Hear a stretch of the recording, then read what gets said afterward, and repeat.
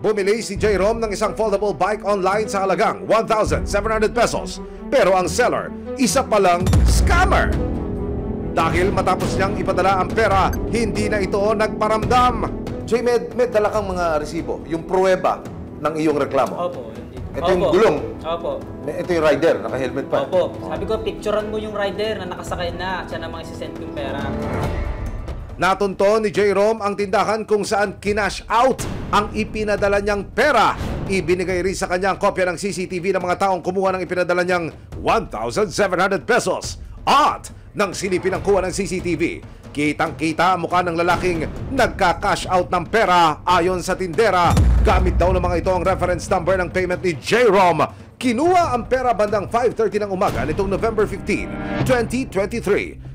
Tinatanong ng may-ari ng tindahan o yung bantay po noon, sabi niya, anong pangalan mo? Hindi binibigay po. QR lang po talaga. Doon na po natapos yung transaction nila. Ito bang seller na ito, palagay mo, unang beses niya itong ginawa sa'yo? O meron na siya na biktima noon? Sa palagay ko po, hindi. Tama ang hinala mo, J-Rom! Sa aming pagmamanman sa scammer na inireklamo ni J-Rom, napag-alaman ng resibo na hindi lang si J-Rom ang na-scam at nabudol ng seller ng bisikleta. Ang biktima nakapag-post pa sa social media ng kanyang naging karanasan sa parehong seller na nanloko kay J-Rom.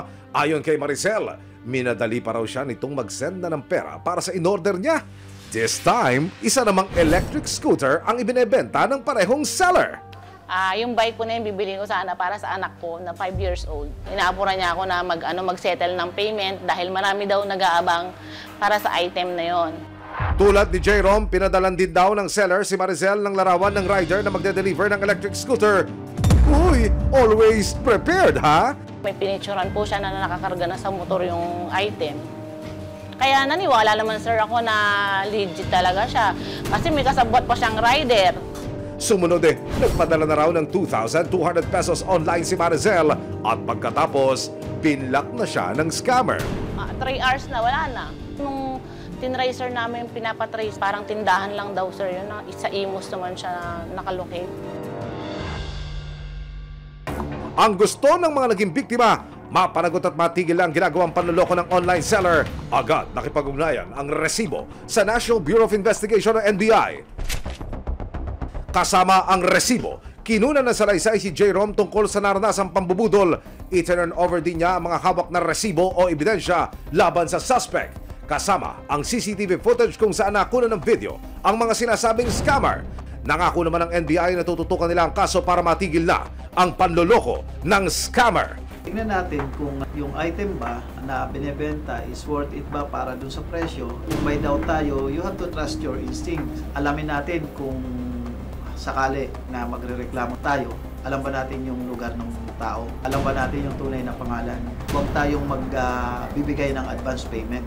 Ang isang risk diyan kahit cash on delivery o COD, kung nagkaroon ng defect, kanino tayo magrereklamo kung di natin alam yung mismong lugar niya?